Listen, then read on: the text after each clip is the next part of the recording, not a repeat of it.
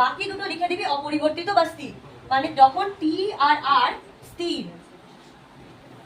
ঠিক আছে। নাম্বার 2, এখানে এইচ, তাহলে পরেরটা কার সাথে সম্পর্কিত হবে? সেটা হচ্ছে আর, ভ্যারিটিয়াস আর।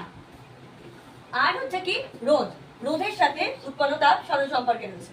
তাহলে এখন কারা স্থির হবে? যখন টি আর আই স্থির। ঠিক আছে। তারপরে 3 নাম্বারটা হচ্ছে সময়ের সাথে।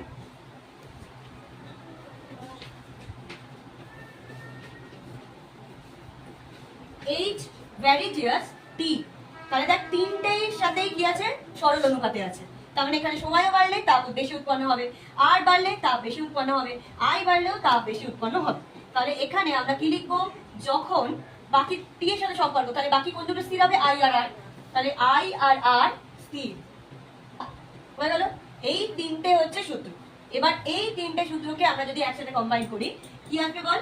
এইচ ভ্যারিটিয়াস আই স্কোয়ার আর টি, এটা চলে এলো।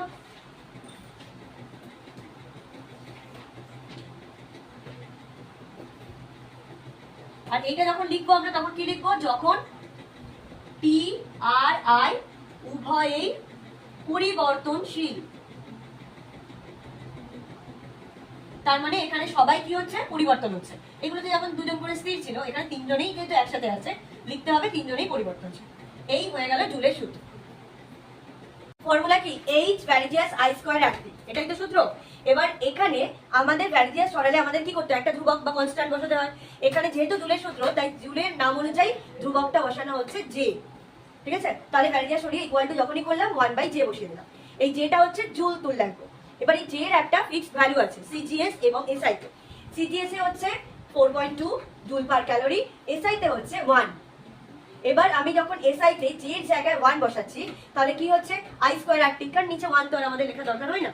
কিন্তু যখন সিজিএস এ 1টা বসাচ্ছি জে এর জায়গায় 4.2, তাহলে 1/4.2 মানে 0.24 আই স্কয়ার আর টি। তাহলে এইচ এর ভ্যালু ক্যালোরিতে চলে গেল, আর এখানে এইচ এর ভ্যালু জুল। জুলে যখন আসবে, যে এর জায়গায় 1 বসাবো মানে এসআই তে, আর যখন যে এর জায়গায় 4.2 বসাচ্ছি মানে ওটা ক্যালোরিতে, সেটা সিজিএস পদ্ধতি।